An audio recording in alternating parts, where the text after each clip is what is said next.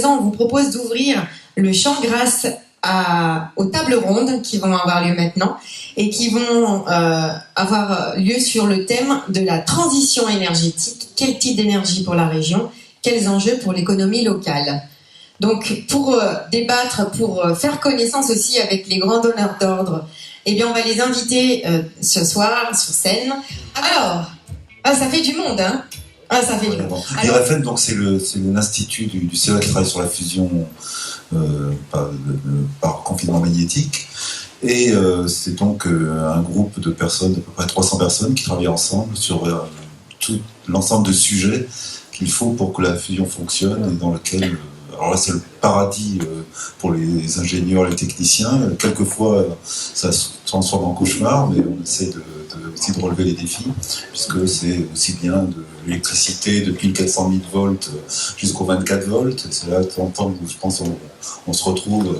C'est des kilomètres de câbles aussi, ça, donc on a ce qu'il faut. C'est aussi du froid, très très froid. Alors nous, on climatise aussi, mais jusque très proche du zéro, et beaucoup d'autres choses qui font que c'est un travail très très passionné.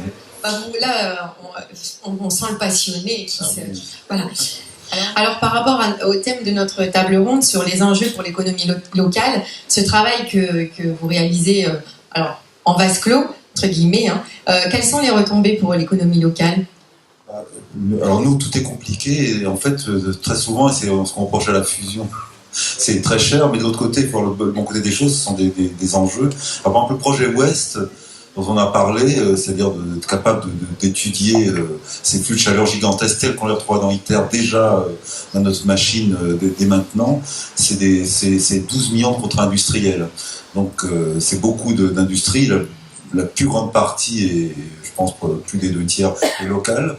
Elle touche énormément de secteurs différents, et pour eux, évidemment, pour beaucoup de ces entreprises, c'est aussi le moyen de mettre, d'une certaine manière, le pied sur des façons de travailler, de connaître des gens qui les mettent en très bonne position pour aller vers ITER. Parce que l'ITER, c'est une autre... nous, c'est déjà beaucoup d'argent. ITER, c'est des quantités gigantesques d'argent, puisque, pour donner une idée, depuis une dizaine d'années, les contrats... que la France a récupéré sur ITER, c'est 3 milliards d'euros. C'est-à-dire 300 millions d'euros par an, dont les 2 tiers dans la région. Alors, je ne vais pas rentrer dans la guéguerre de 0,4, 8,13, qui était beaucoup, mais qui abordait, parce qu'il y a beaucoup d'aspects qui sont de tous les niveaux d'énergie. Il y a beaucoup de nécessité aussi que des grands groupes travaillent avec des relais locaux. Enfin, je pense que les entreprises locales connaissent très bien ce sujet, donc c'est un très gros enjeu. Et le CEATEC, eh bien, je vais vous repartir d'une certaine base. Je pense que certains d'entre vous connaissent l'acronyme CEA, mais peut-être de manière incomplète, parce que le commissariat, c'est maintenant le commissariat à l'énergie atomique et aux énergies alternatives. Et souvent, on oublie cette partie.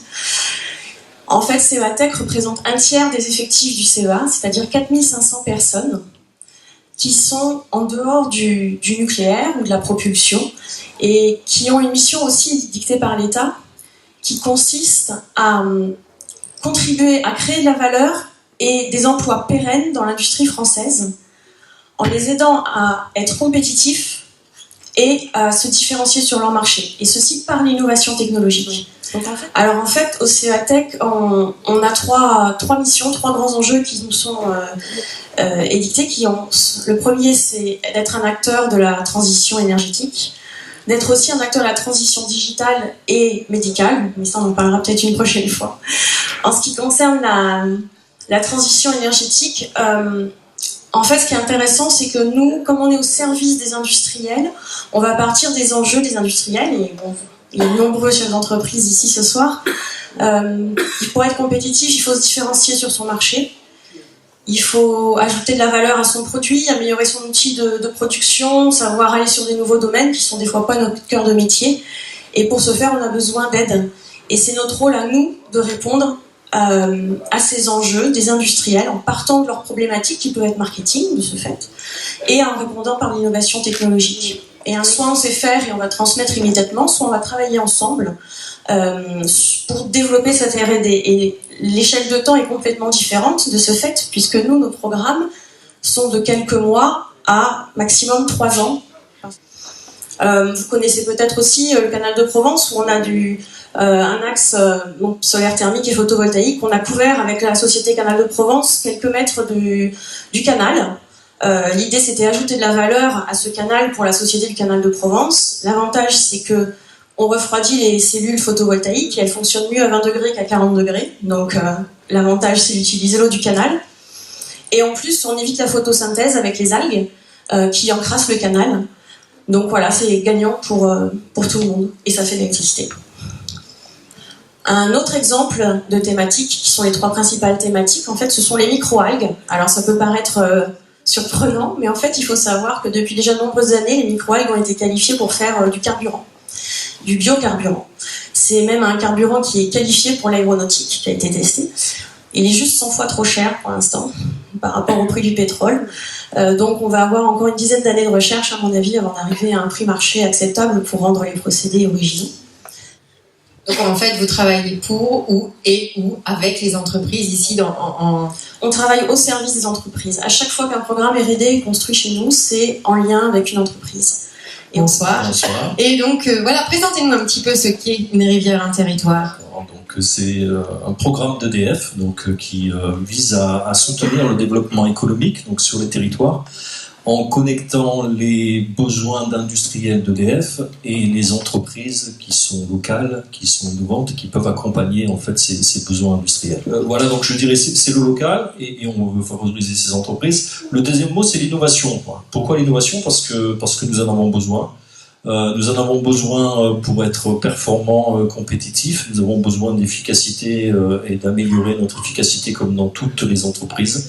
Et donc nous avons besoin d'entreprises innovantes sur le territoire qui puissent nous proposer des nouvelles solutions, des nouvelles approches de façon à pouvoir créer ensemble de la valeur. En matière d'énergie, nous avons d'énormes enjeux devant nous qui vont se profiler dans les années futures. Vous savez que la transition énergétique, notamment en termes de production, c'est de l'intégration de moyens comme le photovoltaïque, comme l'éolien, qui ont pour particularité de ne pas produire tout au long de l'année et à des périodes donc par intermittence. Donc ça, c'est un enjeu très très fort en termes de réseau électrique, d'équilibre entre la production et la consommation.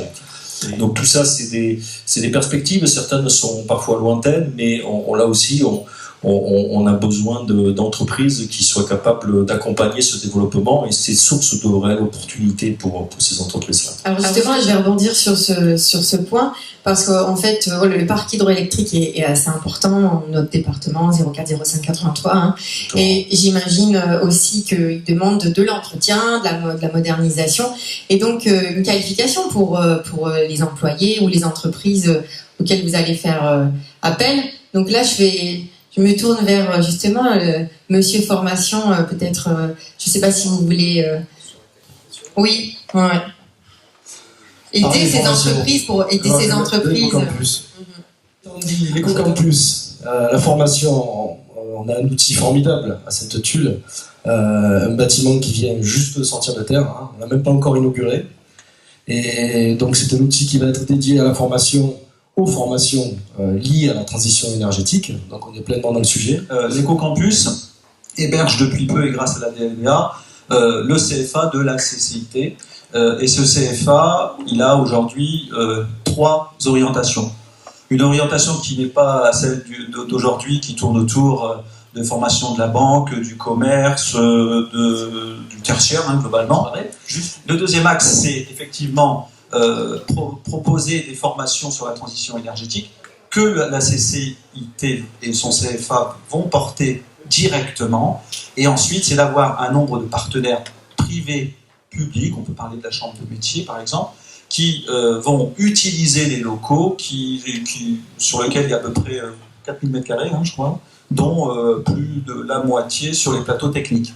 Donc, pour prolonger ce que vient de dire Daniel et Christophe, là, c'est effectivement un projet partenarial qui a été porté, je dirais, financièrement par notre agglomération, DLVA. Donc, centré sur Manos, c'est un bâtiment ossature-bois qui met en œuvre toute une série de technologies à tous les niveaux qui sont tout à fait innovantes. Et rien que pour ça, je vous invite à le visiter au-delà de l'aspect formation. C'est un bâtiment, à ce titre-là, qui est extrêmement démonstratif dans ce qu'il est. toutes les technologies qui ont été utilisées, et en plus portées par beaucoup d'entreprises locales et portées par un cabinet d'architectes local, puisqu'il était de fort qualité. Petits intermèdes. Je suis absolument bluffé par cette soirée. Je suis bluffé par ce que j'ai découvert de cette entreprise, que je connaissais pas, on se connaissait un peu, mais je connaissais pas. Je suis bluffé par les valeurs qu'elle porte. Et puis je suis aussi bluffé par autre chose, c'est la capacité que tu as à fédérer, que vous avez tous les deux, à fédérer un certain nombre d'acteurs. Vous avez quand même dans la salle des gens de très grande qualité. Hein. Et je trouve que sur notre territoire, on a des pépites, des véritables pépites de PME, parce qu'on n'est pas sur les grands groupes ici, à quelques exceptions près. Voilà, donc Cap Énergie, c'est quoi? C'est d'abord c'est un réseau. C'est un réseau de 530 membres actuellement. À l'origine, il a été créé et il est toujours porté par le CEA, le Cadarache, par EDF et l'Agence de développement économique de la Corse. Donc nous sommes très étendus géographiquement. Et notre rôle, c'est d'abord, dans un premier temps, d'aider le développement de l'innovation. Donc il y a des entreprises, des organismes de recherche qui s'adressent à nous avec des idées, avec des débuts de projets. Et l'objectif, le rôle de Cap Énergie, c'est de les accompagner jusqu'à ce que l'innovation puisse être financée. On est maintenant positionné sur des leviers de croissance où on ne nous attendait pas forcément, comme le monde du handicap, voilà, où on a d'ailleurs aidé la société de 3E là-dessus. Et voilà, et donc c'est tout un ensemble de prestations que nous proposons, qui sont souvent gratuites, hein, et simplement il suffit d'adhérer. On a accompagné 600 projets, on en a fait financer 450, on est à 1,3 milliard d'euros de budget financé. Et notamment, on a accompagné le campus. En tout cas, merci Monsieur Lacroix, merci à tous vraiment pour ces présentations qui nous ont ouvert les yeux et le cœur aussi, on continue dans le cœur. Merci. Je vous laisse du coup rejoindre votre place. Alors ça fait partie des projets stimulants. Grâce à la table ronde de ce soir, on en a eu plein aussi, plein les yeux, plein la tête, de jolis projets qui donnent envie. On a la chance d'être à côté, on l'a dit, donc de la Cité des Énergies, du centre nucléaire de Cadarache, d'ITER, de l'Éco-Campus. Voilà, donc nous, on essaiera de faire le maximum pour être présent sur les marchés de demain, en espérant qu'il y ait des retombées économiques. Ah ça, on n'en doute pas, hein, bien sûr. En tout cas, on peut les applaudir bien fort.